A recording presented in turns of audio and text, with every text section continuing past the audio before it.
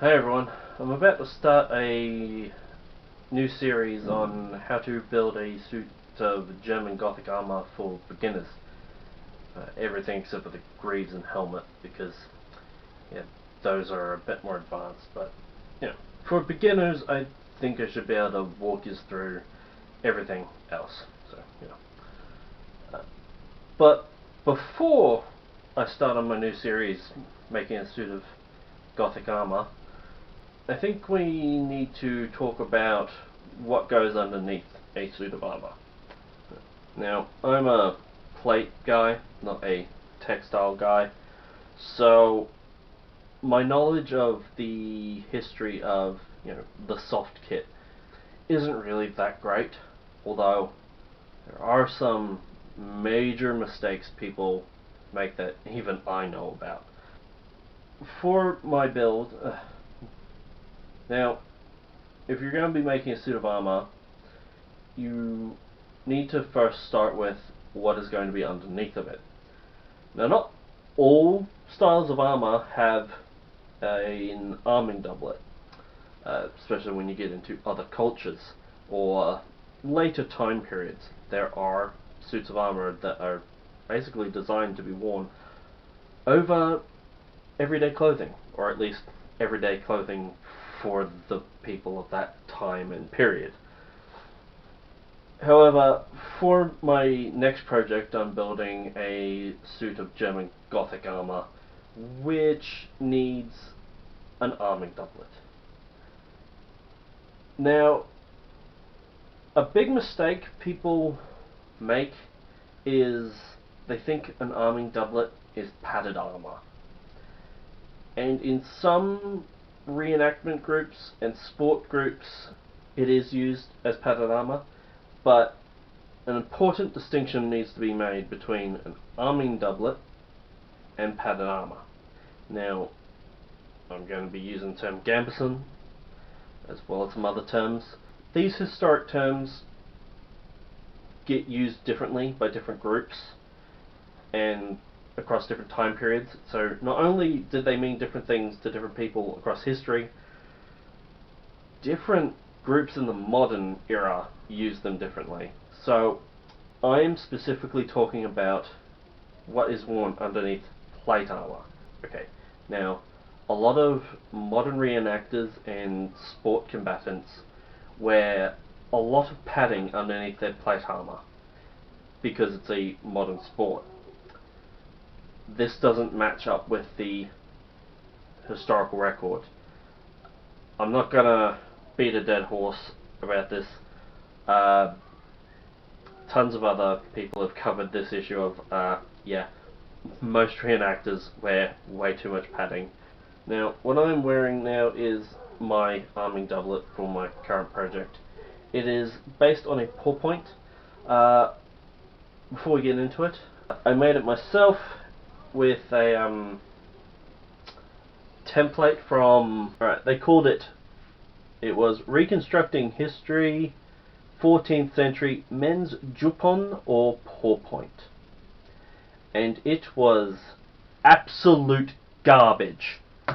Okay, so this is meant to be a pourpoint, which is two important things to know about a pourpoint. Is it's meant to be narrow at the waist, and it's meant to be a relatively tight-fitting garment around the waist.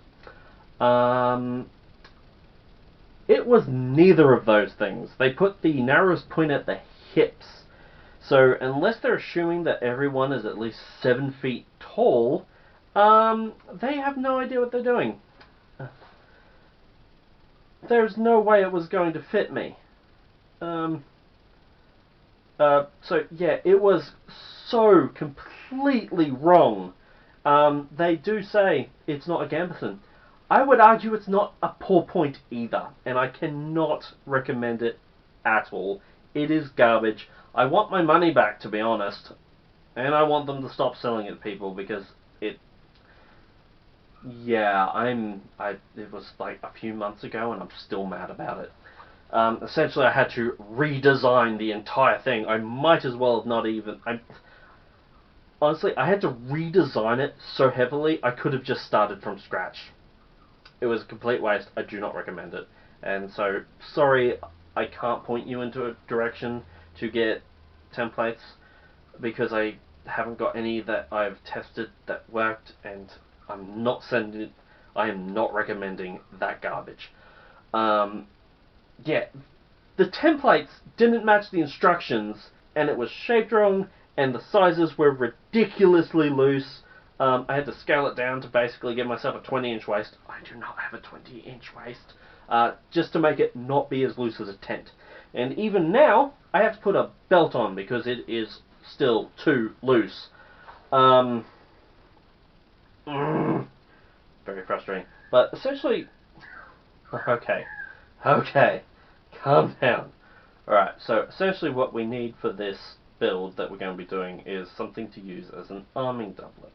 Yeah, people use the terms arming doublet and gambeson interchangeably, but there's a bunch of confusion that people have around that. They seem to think that what you wear underneath your plate armor, the arming doublet, is some kind of padded or quilted armor.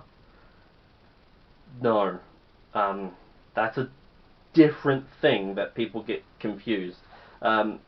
This is not here to provide shock absorption or tons of padding, though some modern reenactors and sport combatants will use it for that, but that's not what this is here for.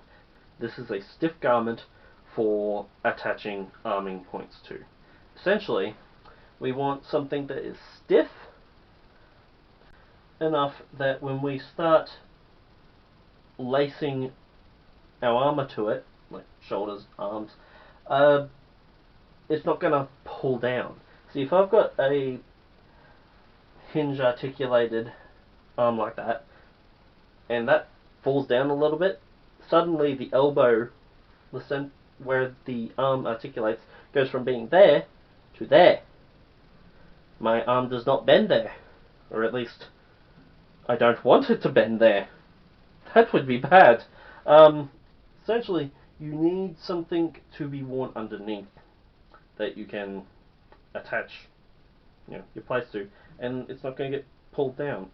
This is a little bit looser than I would like, but you also want to be able to lift your arms without raising the whole thing, because the legs are going to be pointed to the bottom of the arming doublet for this style. But also, so yeah, your legs are going to be pulling down on this, and so you don't want to have to lift your whole legs up every time you raise your arms.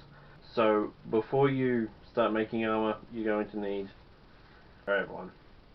Bye.